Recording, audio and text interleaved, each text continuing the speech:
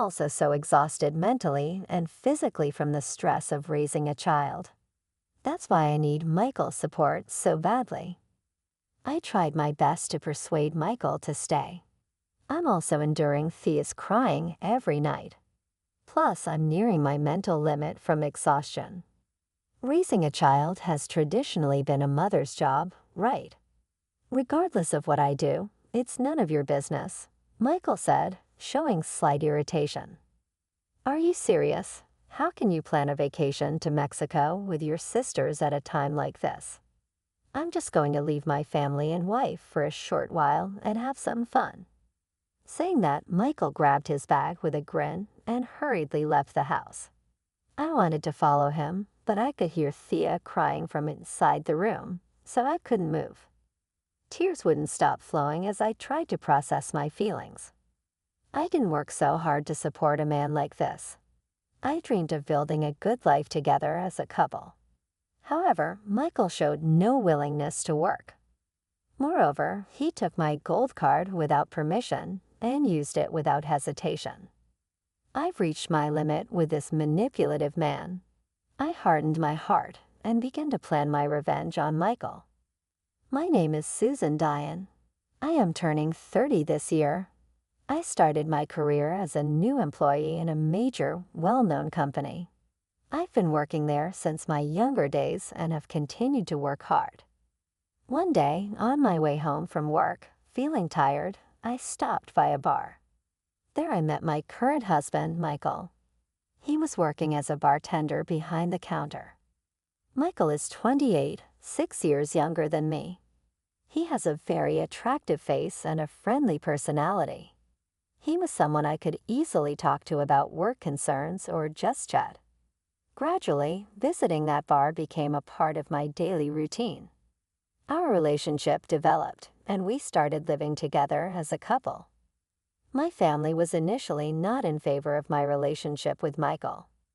Many suggested dating men from my workplace, but my feelings for Michael were unwavering. I firmly believed in our future together. In the early days of our marriage, he played an active role in our household. Since his bartending shift started in the evening, he supported our home during the day. Susan, you must be tired from work, so I'll prepare dinner tonight. These words showed his consideration towards me. When I came home, dishes prepared by Michael were laid out on the table, and I felt grateful almost every day, thinking marrying him was the right choice. However, a few months after our marriage, I noticed a subtle change in Michael's attitude. It seemed related to my salary. One evening, when I came home, my salary slip was spread out on the living room table. Sitting in front of it, he was tracing the figures on the slip with a look of surprise. I never thought Susan would be earning this much. He looked up at me, clearly taken aback. In fact, I hadn't specifically informed Michael about the exact amount of my income since our marriage. Even if I worked standing all day, I couldn't earn this much. Susan really works hard. He tilted his head, deep in thought, and spoke to me with a hint of regret in his eyes. A few days later, as we dined together, Michael suddenly blurted out, "Actually, I quit my job today." What? Why? I was so shocked by his words that I dropped my fork. I've been thinking, just with my salary, it might be tough for both of us to live comfortably. So I decided I'll handle everything at home, and we'll live off your income. That way, you can focus even more on your work. But how can we manage with only one income? My voice trembled as I spoke. In truth, I hadn't been feeling well since the morning, so during my lunch break, I bought a pregnancy test at a nearby pharmacy. The result was positive, and I decided to share this astonishing news with Michael tonight. "Michael, it seems like we're going to have a baby." "Really? Are you serious?" His face was filled with surprise, and he seemed at a loss for words for a moment. "I took a test today. If I end up taking maternity leave, I might be a bit worried about you quitting your job." I honestly expressed my concerns to Michael. In response, Michael said, but the company you work for pays a full salary even during maternity leave, right? I was a bit taken aback by his words. That's true, but my mind was swirling with emotions, and I didn't know what to do. It seemed Michael was more concerned about my salary during maternity leave than the fact I was pregnant. He said he intended to take on all the household responsibilities, and he expected me to focus on earning a salary. At first glance, it sounded like he was thinking of my best interests, but I was left with a lingering unease. I was aware of the significant difference between my income and Michael's, but I hadn't anticipated relying solely on my salary for our household expenses. I could feel my anxieties about the future and my doubts about him growing day by day. According to a recent doctor's diagnosis, our child was indeed growing inside me. Despite the changes in my condition during the early stages of pregnancy, I focused on my work.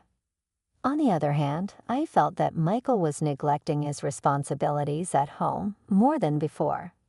The way he spent time at home seemed to be changing drastically. His tendency to shirk responsibilities became increasingly evident, and every time I returned from work, the house seemed more and more in disarray. When I lived in the kitchen, I saw a pile of dishes left unwashed. "Oh, you're back." Michael, lounging on the living room sofa, didn't do anything in particular when he saw me. He was engrossed in using his smartphone. "What are we doing for dinner tonight?" "Actually, I went to a large local bathhouse today and had a meal there." "I'm sorry, but could you heat up some frozen food for tonight?" He said this while lightly pointing towards the refrigerator. That day, I was honestly exhausted and hungry, and I didn't feel like arguing with him, so I relied on the frozen food he pointed out. Time passed, and I started my maternity leave. As I spent more time at home, I began to notice more pronounced changes in Michael's behavior. Even when I kindly asked him to take on household chores more often, Michael immediately retorted, "Since you are at home now, do it. It's not fair for me to always be the one doing everything." He became upset and left the house. Conflicts like this occurred frequently, making our marital relationship increasingly strained. However, the silver lining was that the baby in my belly was growing healthily without any issues. Time went on, and I eventually gave birth. I gave birth to a healthy baby girl. We named her Thea. I decided not to return to my parents' home for the birth and chose to welcome her here. To support that decision, my mother came to our apartment and helped with our daily life. I have an older sister by 2 years named Maran. She had already married a man named Vince and had started their new life together. Maran and her husband Vince hadn't been blessed with children yet, and Maran was a full-time housewife. One day, Maran visited our apartment by herself. She carried a large bag with her. "Susan, congratulations on your baby's birth." She celebrated the birth of my lively daughter and brought warm gifts for her. "She's truly adorable." She gently hugged Thea, looking at her with a joyful expression. I noticed Michael watching the scene from a corner with a smile. I felt a certain unease for some reason. My sister Maran was always cheerful, and with her beauty and charm, she attracted the attention of many men. Whenever Maran visited our home, I noticed Michael hovering around her. "Hey, doesn't it feel exceptionally hot today? My mouth is getting dry."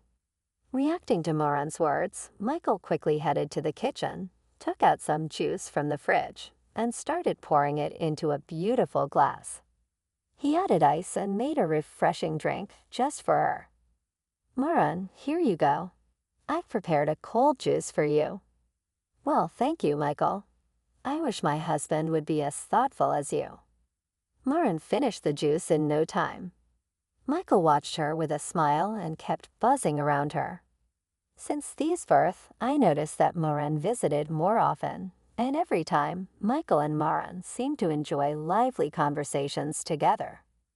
On the other hand, I was overwhelmed by taking care of Thea and felt exhausted every day. These night cries, in particular, were tough, leading to many sleepless nights for me. Due to this lack of sleep and stress, Michael started to get irritated by Thea's prolonged night cries. I can't take it anymore. If this keeps up, I might lose my mind in this house. I couldn't contain myself after hearing that and exploded.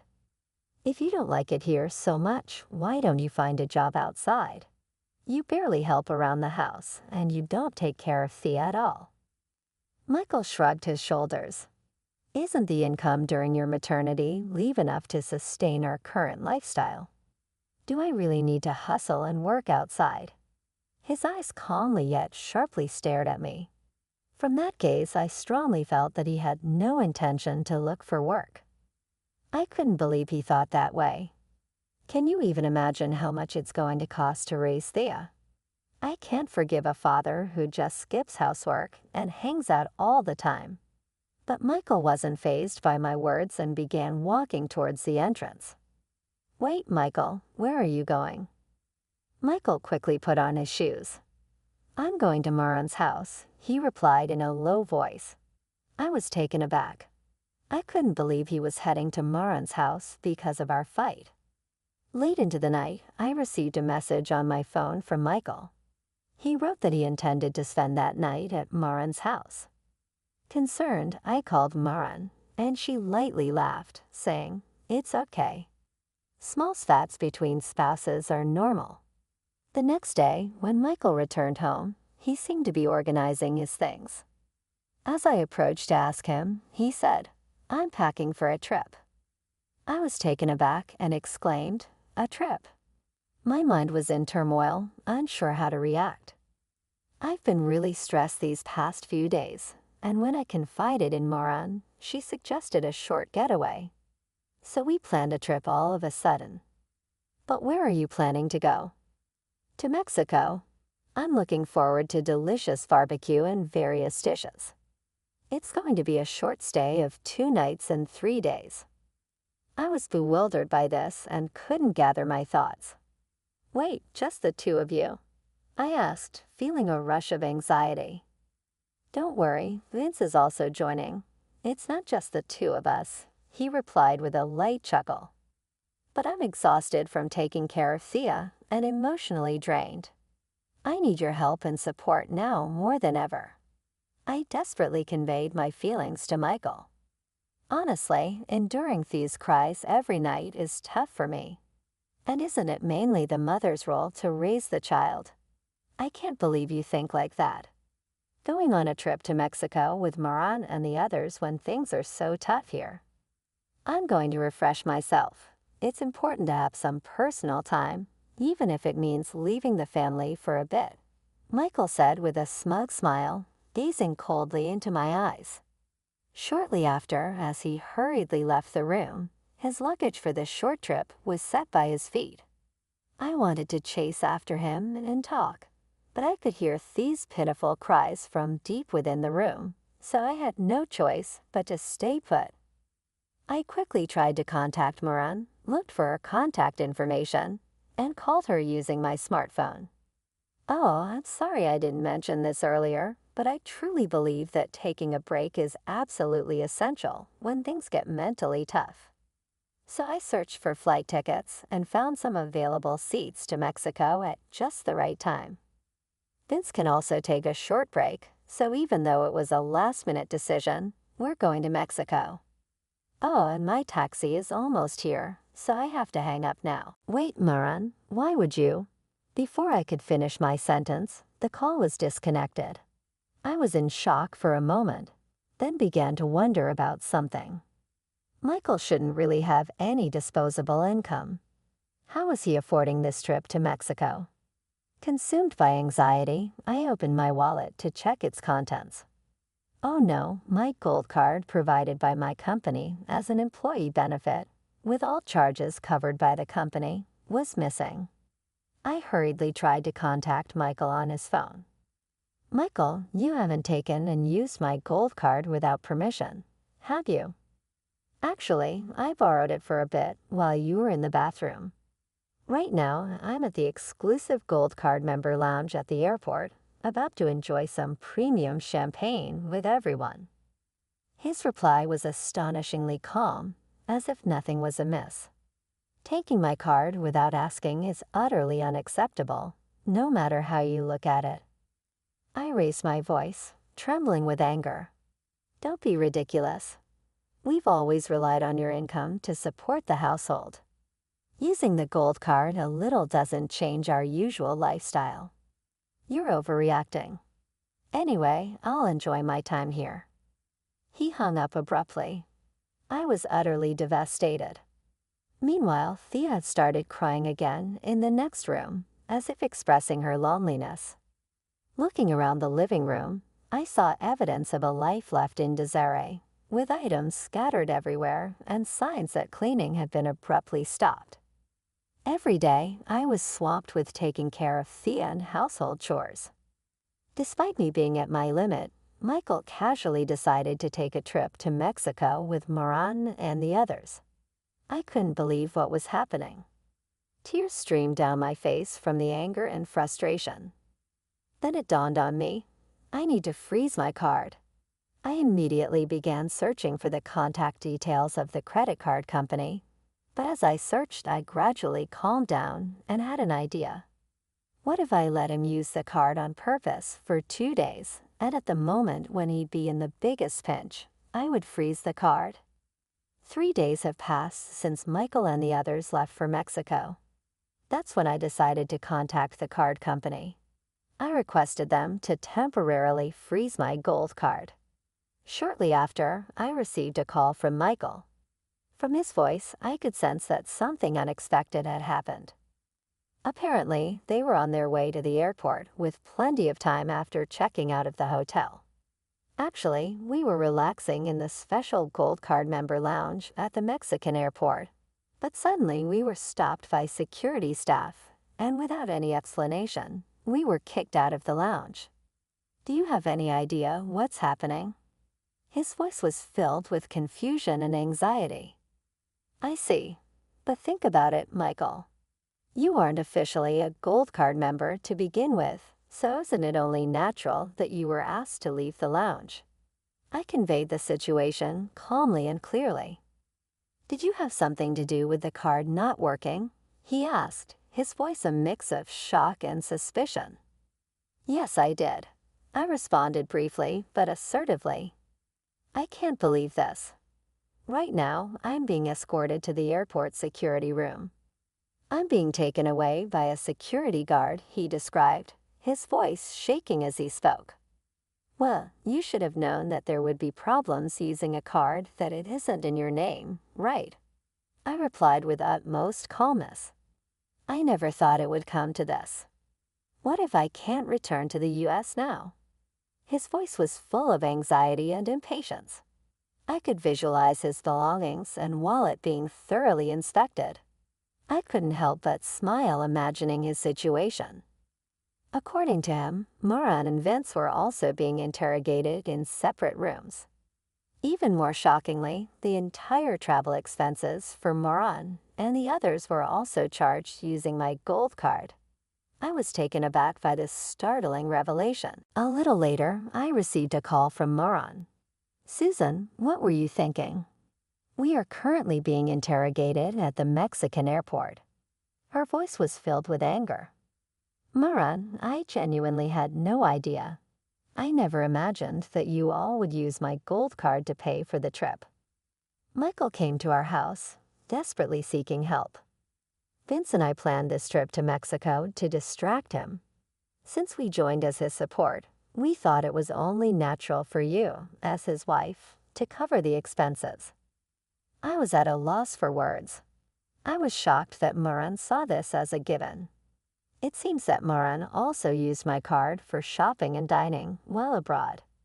Susan, to resolve the issue, please lift the card suspension immediately. It's not that simple. Moran showed clear anger at my response and said, "What's with that attitude? You've always been this plain and inconspicuous person, and yet you managed to establish a family and have a child before me. Just lift the card suspension without any complaints." Despite being engrossed in your job all the time, your salary must be high, right? And you must have a lot of savings too, don't you? Her harsh words deeply wounded my heart. Her words dripped with genuine feelings. Maran, with her glamorous looks and friendly demeanor, was always the center of attention. Meanwhile, I always existed quietly in her shadow. So my having a family before her must have been an unexpected development for her. Then I suddenly heard Vince's calm voice from the other end of the phone. Susan, I'm truly sorry about earlier. It seems there was a misunderstanding in the information I received from Maran." "A misunderstanding? What do you mean?" "Maran told me to help Michael. Everyone needs to go on this trip, and all the expenses will be borne by Susan, so I'd like you to help us out." So we decided to travel to Mexico. Hearing that, I felt a mix of shock and anger towards Maran's scheming. It was unbelievable that Maran had told Vince such a different story using my name. Considering the situation, I've chosen to return using my own means. "Vince, why would you make such a decision?" "I plan to use my credit card and cash to purchase a new airline ticket to return." "Vince, wait, aren't you getting tickets for us too? Leaving us behind here is unthinkable." Maran's voice, filled with anger and urgency, resonated clearly over the phone. In the background, Michael too was shouting a similar request. "Vince, I'm really begging you. Can't you arrange return tickets for us as well?" "That's impossible." Upon hearing those words, I was taken aback. Indeed, I couldn't accept the fact that Maran and Michael had unauthorized used my card, but I couldn't grasp why Vince was being so cold towards them. After that, Vince dropped a bombshell on me. "Susan, listen carefully. It seems that Michael and Maran have a romantic relationship." "Really?" My surprise peaked, and my mind was in turmoil. Lately, I've noticed that Michael and Maran have become unusually close. Also, I've repeatedly caught the scent of a specific cologne that Michael wears at my house. I started to suspect that something was going on between them. This scent permeated even into the bedroom, making me feel that something was off. Either Michael had spent a lot of time in the room or was doing something there. There wasn't concrete evidence of cheating yet, but something felt wrong. Recently, when the idea of the three of us going to Mexico came up, I made up my mind to find out what they were up to. I decided to go along with them and pretend I didn't notice anything. I swore to myself that if there was anything suspicious, I wouldn't overlook it. I had also felt uneasy about how close Michael and Maran seemed. Although my distrust for Michael grew daily, I didn't want to believe that he was actually involved with Maran. I believed that such a relationship between my sister's husband and anyone was unthinkable. Even if Michael acted inappropriately towards Maran, I genuinely believed she wouldn't reciprocate. That's why I deeply trusted Maran. However, that trust was soon shattered. On the first night of the trip, after 3 o'clock in the morning, I clearly saw Maran sneaking out of her bed and heading to Michael's room. Upon hearing this, it felt like something inside me had collapsed. I made it seem as though I was in deep sleep that night. After getting into bed as usual, I faintly heard the door open. Responding to the sound, I got up and looked down the hallway from the peephole in my door. I then saw you opening Michael's door. Moreover, I clearly saw Michael gently embracing you on the shoulder and welcoming you inside. After this revelation, the room was enveloped in silence. "But that can't be right, Vince. You were sound asleep that night.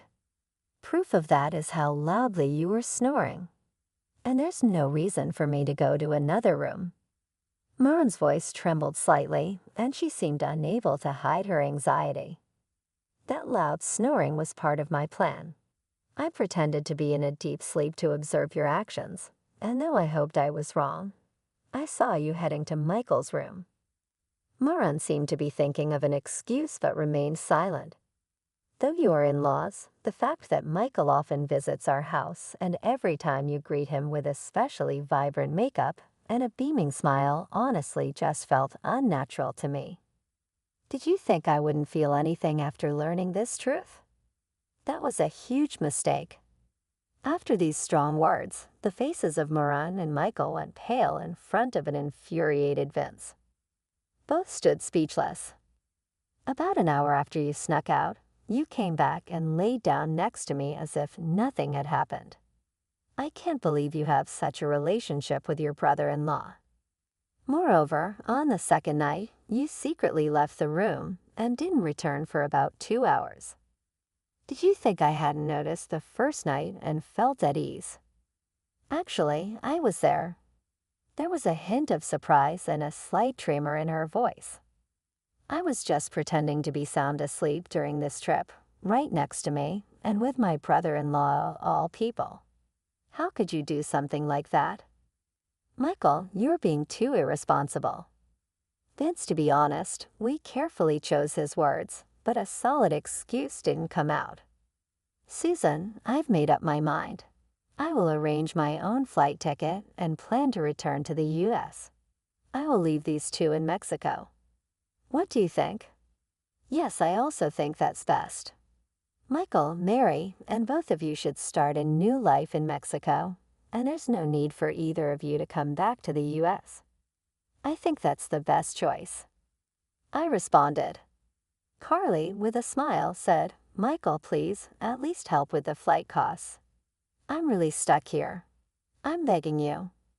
Considering you worked as a bartender before, Michael, finding a part-time job in a bar or restaurant at the airport shouldn't be too difficult. Moran is personable and has a good reputation with men.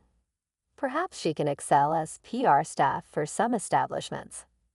I advised with a hint of sarcasm, but still remained calm. Later on, after hearing the details, Vince was able to smoothly return to the U.S.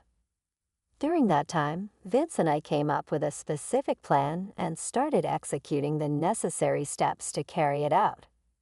Between our busy work schedules, Vince and I moved forward with the necessary arrangements and procedures, becoming even more united in our endeavors.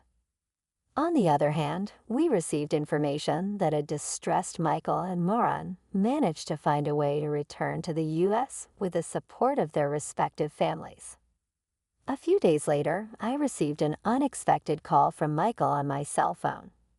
Susan, what's going on? When I returned home, I couldn't open the apartment door at all. Moreover, there's a tag on the door saying vacant. What's happening? Michael's voice was a mix of confusion and irritation as he questioned me. Oh, is that so?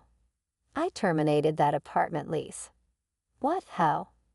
Disbelief and shock were evident in Michael's voice. The lease was under my name, so how? It is my prerogative, right? I just took action based on my wishes. I took a deep breath and calmly responded. But what about my belongings and important stuff? I've sorted everything out. Most of the things you own didn't have much market value, making it hard to sell to buyers. What? I can't believe this. Michael's voice was trembling with shock and disbelief. You should have everything you need from our trip, right? With that alone, you should be able to get by temporarily. If push comes to shove, you'll have to think about how to survive outside. You must be joking. Susan, where are you right now? I won't give you the exact location, but I'm spending time in a new environment with Thea, I answered with a smile. Wait a minute, Susan. I have your gold card and I want to return it, so I want to meet you. There was a strong sense of pleading in his voice. That card's validity period has already expired, so even if you return it, I can't use it anymore, I replied calmly. To tell you the truth, I purposely left the card in an able state for you. It was part of my plan to burden you with a significant debt after our divorce was finalized. What are you talking about? Divorce? What do you mean by debt? If it's proven in court that you used my credit card without permission for large purchases, it will likely be quickly acknowledged when I request a divorce. I can't believe it. I never thought of divorce. Right now, I don't have a place to live or funds. I don't know how I'm going to make a living. That's not my problem. I plan to raise Thea on my own from now on. I'm building a new life towards that goal. Wait, Susan, please listen to me till the end. I'm truly sorry and I want to apologize from the bottom of my heart. I absolutely don't want a divorce. Although I could sense Michael's desperation, I calmly hung up the phone. Maran seemed to be in a similar situation, appearing to have lost her place and was in turmoil. Vince, where are you right now? My key to the apartment isn't working. I don't know how I'm supposed to spend the night. Please do something, Maran pleaded with a tone of despair. I've already let go of that apartment. Our relationship ends here. Any future correspondence will be through lawyers. It's best this way. Don't contact me directly anymore. Goodbye. Wait, Vince, please just hear one thing. My involvement with Michael was only due to his persistent invitations. The only one I truly love is you. For that matter, you seemed pretty happy entering his room during the trip. Seeing you smiling and talking with Michael deeply hurt me. I feel I no longer want to be involved with someone who could do such things. After that, Maran was completely cut off from Vince, losing all means to contact him. A few weeks later, after consulting with professionals, I decided to divorce Michael. The process went smoothly. I carefully wrote and sent letters to both Michael and Maran, demanding appropriate compensation. Michael was also strongly demanded to return the full amount he had spent with the unauthorized use of the credit card. Vince proceeded with a procedure to end his marriage with Maran and later formally demanded a consolation payment from both Michael and Maran. Distraught, Michael and Maran looked for a new place to live and began their life in an old apartment that was about 40 years old. Michael searched for new job opportunities every day but couldn't immediately find one. However, he desperately made a living with day labor jobs like construction sites and helping with moving. Maran also looked for work to support their life, but having been at home for a long time, it was hard to immediately find a good job. Eventually, Maran took on a night job. The establishment was located in the downtown entertainment district and was known for attracting many male customers. Knowing this, Michael was deeply concerned about her safety and strongly urged Maran to avoid direct contact with the male patrons. Michael didn't fully understand the nature of Maran's job, and his mind was filled with anxiety and doubts. Didn't you also work as a bartender in the past, serving drinks and chatting? It's no different, she argued, reflecting on her past and confronting Michael. This argument resulted in a significant misunderstanding, and the once-loving couple chose different paths. They both became mentally and physically exhausted, forced into a financially difficult life. On the other hand, I acquired rights as Thea's parent and chose the path of a single mother. This decision wasn't easy, but it was necessary for Thea and for my own future. I receive support at work, can take maternity leave, and in an environment where I can raise Thea with peace of mind. My superiors and colleagues are understanding, often offering advice and support. When I return to work, I plan to place Thea in childcare and also get support from my mother to get through daily life. Currently, Thea is growing healthfully and energetically every day. Seeing her smile and growth is my daily motivation. I continue to lead a peaceful life, taking Thea on stroller walks in the park and interacting with other mothers. These park walks also serve as healing moments for both of us. Life has its challenges, but I intend to fully cherish these valuable times with Thea.